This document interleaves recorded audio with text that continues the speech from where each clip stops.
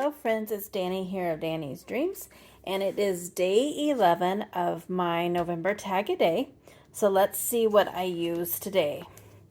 I used the, let's see, gotta pull it out so I can see, the Sunny Studios Mini Matte and Tag 2.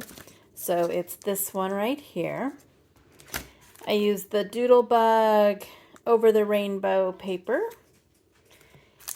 I used a La La Land Crafts Club Kit from February 2019. I used the Laundry Cats. I forgot to look at their site before I started this video to see if this is still available. If it is, I will leave it linked below. And then I used the My Favorite Things Micro Cloud Edges, fun stencil, and then some rainbow twine. I did some masking, and I used some Stampin' Up! Ink for my blending. And here is my cute little kitty cat. I just think it turned out so cute and sweet. I love how I colored him up.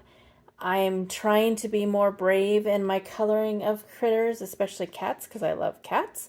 But I just love how it turned out. I did some stenciling of the clouds in the background there, and then found that cloud paper to go with it.